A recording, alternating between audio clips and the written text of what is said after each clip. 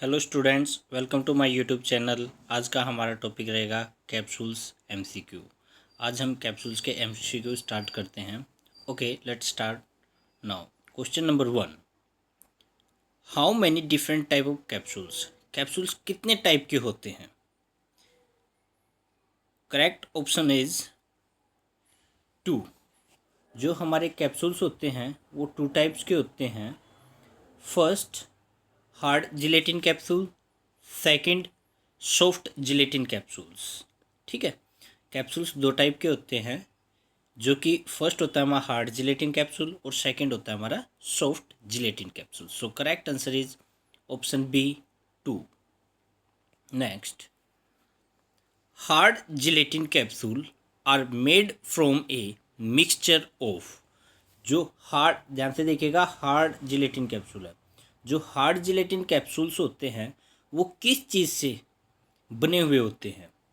Option A gelatin, option B sugar, option C water and all of the above. The correct answer is option D, all of the above. जो हमारे hard gelatin capsules होते हैं वो 3 चीज़ों के mixer से बने हुए होते हैं। फर्स्ट जिलेटिन होता है, शुगर होता है और उसके अंदर वाटर होता है। इन चीज़ों के मिश्रण से हार्ड जिलेटिन कैप्सूल्स बनते हैं।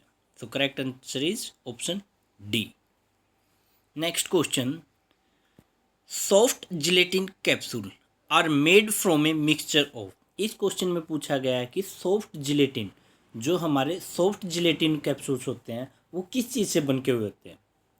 Option A glycerin, option B sorbitol, option C A और B and option D sugar. The correct answer is option C, both A and B. जो हमारे सॉफ्ट जिलेटिन कैप्सूल्स होते हैं उसके अंदर 2 चीज़ें होती है, ग्लिसरीन और सोर्बिटोल।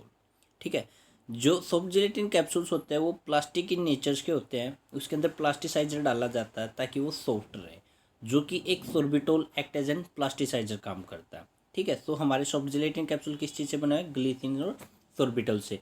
दोनों टाइप के जो कैप्सूल्स होते हैं, हार्ड और सॉफ्ट जिलेटिन, उन दोनों का जो कंपोजिशंस होती है वो डिफर होती है। ठीक है,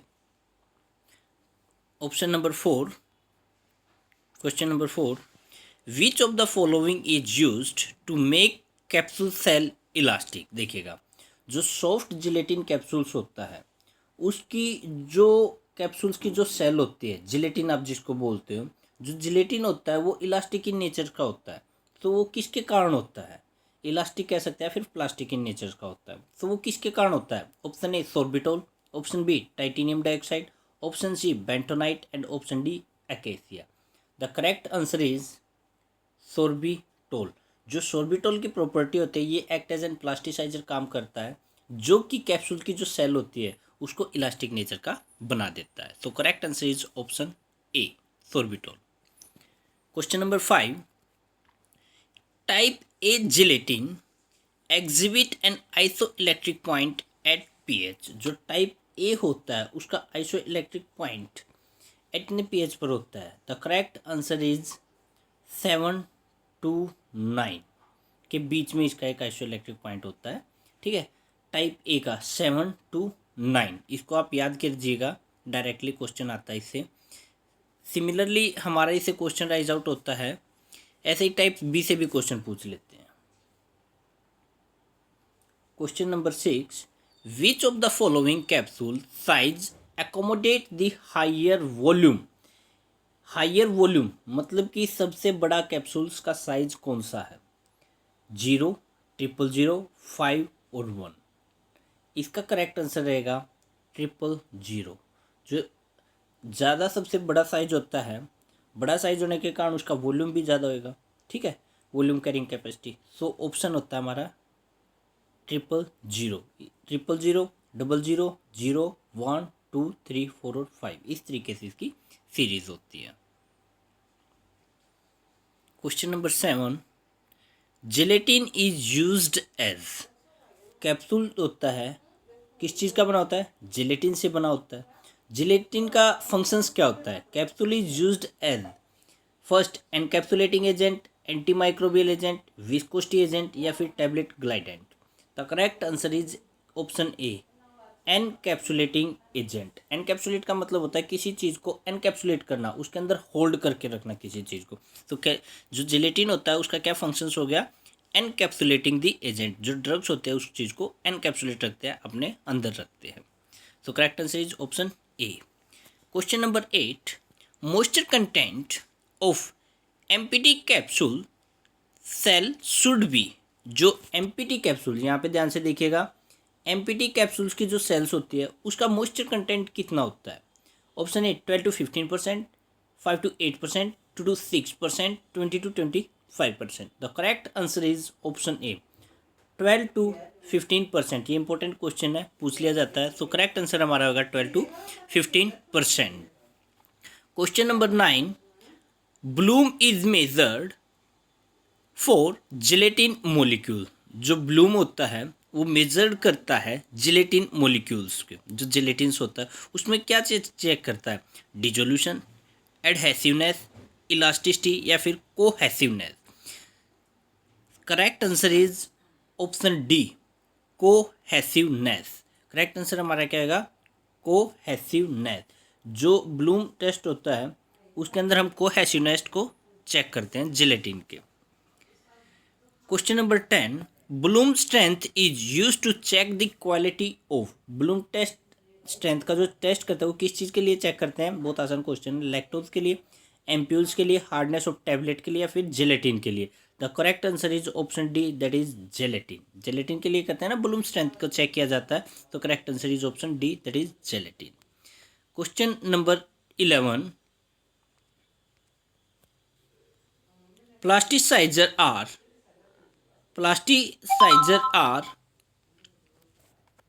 सोर्बिटोल, प्रोपाइलिन ग्लाइकोल, बोथ और नन। यस, सोर्बिटोल और प्रोपाइलिन ग्लाइकोल जो होता है ये दोनों हमारे एक्ट एज एन प्लास्टिसाइजर की तरह काम करते हैं। तो correct answer is option C, sorbitol and propylene glycol. Question number 12, type B gelatin having isoelectric point in the range of. जो आइसोइलेक्ट्रिक पॉइंट होता है कितनी रेंज पे होता है, बी की बात की है, 2 to 3, 4 to 7, 9 to 11, 11 to 13। The correct answer is option B, that is 4 to 7 is the correct answer of the type B gelatin isoelectric point. MPT capsule of gelatin should be handled at dash percentage of relative humidity। जो relative humidity होती है empty capsules की वो कितनी होती है हमारी relative humidity, 30 to 45% इसकी रिलेटिव ह्यूमिडिटी होती है एमपीटी कैप्सूल्स ऑफ जिलेटिन की। ठीक है, जिलेटिन की जो होती है उसके करेक्ट आंसर है 30 to 45, option C. Hard gelatin capsule shell contain moisture of. अब यहाँ पे पूछा गया हार्ड की, ध्यान रखिएगा हार्ड जिलेटिन की बात की है, वो पहले था सॉफ्ट जिलेटिन की। इनका दोनों का डिफरेंट होता है। Hard gelatin capsule should contain the moisture, कितने परसेंट मॉइस्चर को रखता है, 15% मॉइस्चर को रखता है। तो correct answer is option C. Which is the largest size of capsules. Largest size कौन सा है, ऊपर भी ये क्वेश्चन रिपीट हुआ था हमारा, 00, 000, 5 या 1। The correct answer is option B, 000 is the largest size of the capsule. Question number 16, green bone are used for the preparation of a gelatin of the type B. जो green bone होती है वो कौन सा gelatin तैयार करने के लिए हमको किया जाता है, टाइप ए जिलेटिन या फिर type B gelatin. The correct answer is type B, type B is the correct answer. जो ग्रीन जिलेटिन, ग्रीन बोन होती है वो हमारी टाइप बी का जिलेटिन होता है उसको तैयार करने के लिए यूज किया जाता है। Question number 17, Rotosort is a machine used for. Rotosort एक मशीन होती है वो किस लिए यूज करते हैं, कोटी टैबलेट के लिए, सील्ड एम्प्यूल के लिए, सील्ड कंटेनर के लिए, फिर फील्ड कैप्सूल्स के लिए। जो रोटोसोर्ट मशीन्स होते हैं वो हमारी यूज़ होती है फील्ड कैप्सूल। जो कैप्सूल्स होते हैं उसके अंदर पाउडर डालते हैं या फिर ग्रैनुल्स डालते हैं, तो उस चीज़ को फिलिंग के लिए जो हम यूज़ करते हैं that is roto cap. Question number 18, which of the following is true. True कौन सा है, capsule shell is made by gelatin, जो कैप्सूल्स की सेल होते हैं वो जिलेटिन से बन के मिलती है। Smallest size of the capsule is 5, जो सबसे छोटा साइज होता है कैप्सूल का वो 5 नंबर का होता है। लार्जेस्ट कैप्सूल साइज इज 000, या फिर जो लार्जेस्ट साइज होता है कैप्सूल का वो 000 होता है, या all of the above. Yes, the correct answer is option D, all of the above. जो हमारा तीनों टर्म्स बिल्कुल ठीक है, ठीक है। तो correct answer is option D. Question number 19, gelatin used for soft gel manufacturing should not contain more than dash ppm of iron. जो हमारा जिलेटिन यूज किया जाता है उसके अंदर जो आयरन होता है वो कितने से ज़्यादा नहीं होना चाहिए, कितने पीपीएम से ज़्यादा नहीं होना चाहिए, 15 पीपीएम से ज़्यादा नहीं होना चाहिए, ठीक है। तो correct answer is option B. Question number 20, water water soluble coating material for micro encapsulations include। जो वाटर सोल्यूबल की बात की है, जो वाटर सोल्यूबल ऐसा कौन सा कोटिंग मटेरियल है जो हम यूज़ करते हैं, जेलेटिन, पॉलीथाइलिन, इथाइल सेलुलोज या polyamide. Correct answer is option A, that is gelatin. Yes, gelatin is the water soluble, but other क्या है, वाटर इनसोल्यूबल है। सो करेक्ट आंसर हमारा option A. Question number 21, the viscosity of gelatin can range from. जो viscosity की range होती है वो हमारी कितनी होती है जेलेटिन की, 25 to 45, 30 to 50 मिली पोइज, 30 to 50 पोइज, या फिर 25 to 45 poise. The correct answer is option A, that is 25 to 45 milli poise is the correct answer of the viscosity of the gelatin range. Question number 22, disintegration of the hard capsule is. जो hard capsules होता है उसका disintegration time कितना होता है, 30 minute, 1 hour, 5 hour, या none of the above. The correct answer is option A, that is 30 minute. जो हमारे हार्ड कैप्सूल्स होते हैं, हार्ड जिलेटिन कैप्सूल्स होते हैं, उसका डिसइंटीग्रेशन टाइम कितना होता है, 30 मिनट होता है। और जो सॉफ्ट जिलेटिन का होता है उससे भी ज़्यादा होता है। एक्वाजेल मशीन इज यूज्ड टू। जो एक्वाजेल मशीन होती है वो किस चीज़ के लिए यूज़ करते हैं, कैप्सूल वेइंग मशीन के लिए करते हैं, फिल पाउडर इन कैप्सूल्स के लिए करते हैं, इनकैप्सुलेटिंग स्लग के लिए करते हैं, या फिर in all of the above के लिए करते हैं। The correct answer is option B, filling the powder in capsule. जो कैप्सूल्स के अंदर हम पाउडर फिल करते हैं उसके लिए हम एक्वाजेल मशीन का यूज़ किया जाता है। Correct answer is option B. Next question number 24, which of the following is true. Disintegration time of the hard gelatin capsule is 30 minute. अभी ये क्वेश्चन किया है कि जो हार्ड जिलेटिन कैप्सूल होता है उसका कितना टाइम होता है, 30 मिनट होता है। Then disintegration time of the soft gelatin capsule is 30 minute, उसका 1 घंटा होता है। सॉफ्ट जिलेटिन कैप्सूल्स का ज़्यादा टाइम होता है। और जो हमारा डिसइंटीग्रेट एंटीकोटेड कैप्सूल्स होता है उसका 3 घंटे होता है। The correct answer is option D, तीनों हमारे ठीक हैं। All of the above is the correct answer of this question. Question number 25, capsule in which powder are encapsulated are made up of.